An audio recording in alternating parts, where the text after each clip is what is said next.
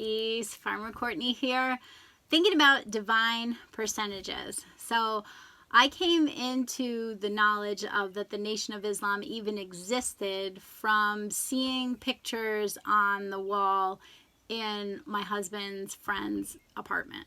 So I, was pretty out of my element. I didn't really hang out in cities that much. And so we went to the city one time when we were driving through, and, they offered us hospitality to come up to their house and, get out of the city, external scene into just like some internal scene. So I went into, their upper room type thing and went up this really dimly lit stairway. And I was the last in the procession of people going up the stairs. And, I had to remove our shoes. And then we went up the stairs. And there were all different sorts of pictures that were framed with like typewriter typed names, and they were cut out, and the tape was kind of yellowing that they were taped on.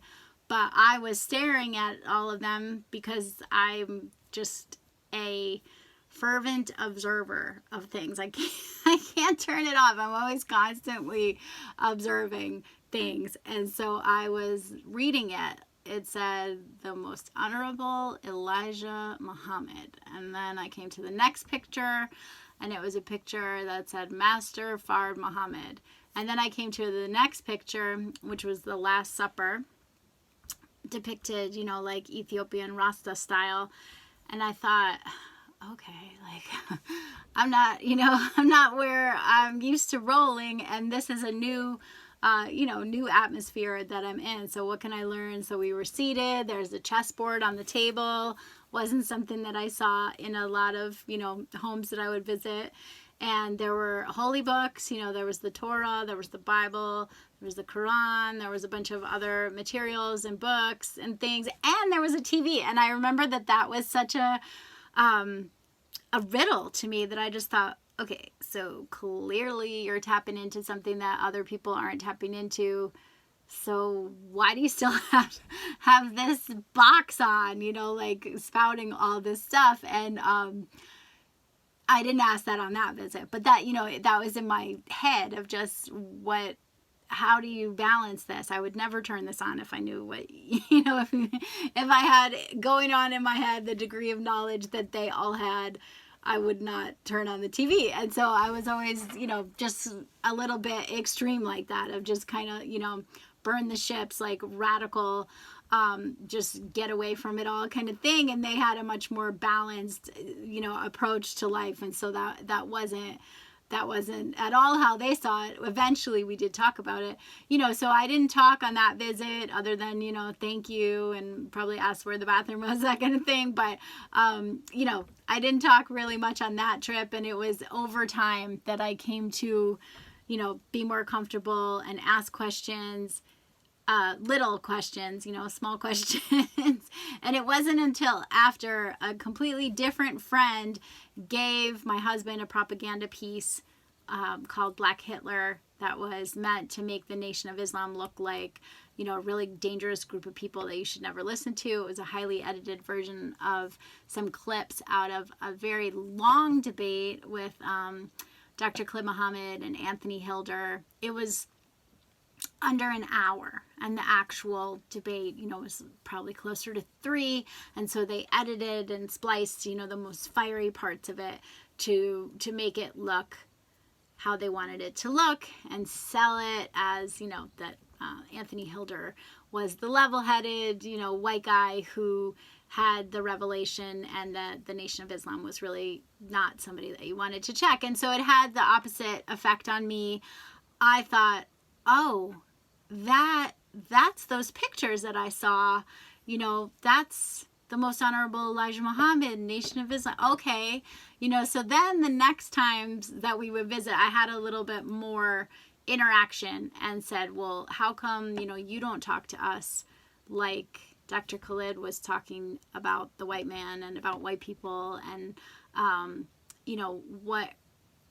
am I to understand this, and that's when, I never got my 120. I didn't pursue that. I just didn't feel like it was an appropriate match, and it did not match my time of life either, of having a lot of small children and having to do a lot of memorization, long distance and things like that. So I never went for that. Because I just always felt more of an affinity towards learning from the Nation of Islam, because I was, upstate in isolated settings surrounded by Christians. And so that was a time where I could get many tapes by the Honorable Minister Louis Farrakhan that was him speaking around the country, often in churches. And so the message really helped me in the phase of life that I was in and the location to start that translation process. And so that was just, where I went with it. But that when I was in a homeopathy lecture last night, I heard a question be asked saying, what are the qualities of a good homeopath, or are there qualities of a good homeopath? And if you don't know what homeopathy is, pardon me as I ramble on about this random subject, but homeopathy is a alternative non-toxic system of medicine that's used all around the world with great success, that is suppressed in the US. I have a free course about it. It's called Show Me Homeopathy. I can explain the whole thing in depth in about an hour. So it's totally free. It's on my website, Farmer Courtney. Anyway, so I was attending a lecture on homeopathy, and the professor of this homeopathic college was saying, actually, I did my graduate thesis on that. There's 32 qualities of a homeopath, and it had already been almost an hour and a half call. It was not the topic, which could have been a whole study. And so he's like, I'll just distill it down into three, three things. Is that number one would be tenacity, that they are just tenacious. Two would be that they don't care, right? That they're willing to just ignore all of the, haters and naysayers and skeptics and detractors of homeopathy, because they know what they know. They've seen it in action. They know the validity of the science, and they don't care. And then third would to be a good listener. And so it just, it had me cracking up, that it reminded me that everything in my life that has deeply blessed me has a Wikipedia page up somewhere hating on it, slandering it, falsely accusing it of being this, that, or the other, when it's inverted and actually the opposite is true. And so it just, it had me thinking on the divine percentages of 5%, and just, the significance of that in my life. And he said that only 5% of the world's total population at any given time will have any idea what you're talking about if you bring up homeopathy. And that's my, when I would pray and ask Allah, well, what am I supposed to do? What I would get a prompting that I was to teach about homeopathy. So that's why it might seem like it's a bit random that I'm, already talking about something that is so out of the loop of how things usually go together, right? Usually you don't hear Caucasians speaking and bearing witness to the teachings of the Nation of Islam. So there's that. And then homeopathy is one of the not hard, but it's a natural system, alternative remedies, but it takes some explanation, and a lot of times things get lumped into homeopathy that aren't specifically homeopathy. So it's an organized system of alternative medicine. So it's different than naturopathy. It's different than home remedies, even though it has the name home in it. So I finally just had to surrender to that. I'm always going to be talking about things that seem just out there, and I don't care. I actually don't care because I'm not saying this as somebody who just,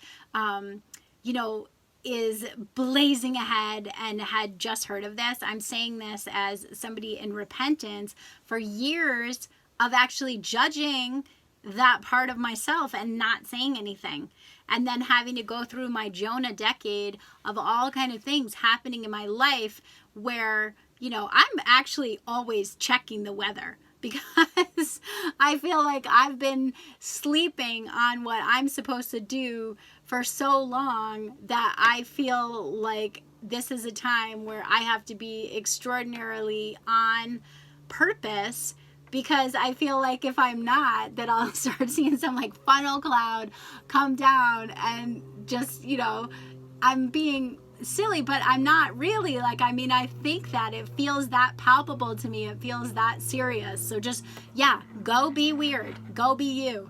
Go talk about things that nobody knows about. And then the people that you are meant to interact with, who need to hear what you have to say, will be connected with you, will find you. So that's what these videos are about, is just about getting the consistency back. So this is day 9. These are part of a project that I'm doing, 67 posts of consistency in celebration of the birth anniversary of the Honorable Minister Louis Farrakhan. And it came to me, on his birthday, that I shouldn't just post a post, that I should do something that was really challenging in appreciation, and that's being consistent on making content. So I've been making these videos and just putting them up. So that's why there's a sloppy thumbnail, and it's not out of, insignificance of the content. It's just I have to push past that inertia of wanting to have it look all wonderful and stuff. It's, for me, it's not, I'm not trying to get views or anything like that. I'm striving to walk in obedience to create the content, and praying that it improves. So if you liked this video, if you found it interesting, useful, entertaining, any of the above, hit the like button. I'd appreciate it if you'd subscribe to the channel if it at all interests you. As I'm growing this one, the farm YouTube has a bit of a following, but I haven't really been using this one. So I realized that I'm not asking people to like and subscribe. So I'm just going to be doing that now. And until next time, I'm Farmer Courtney, and I'll see you tomorrow. Peace.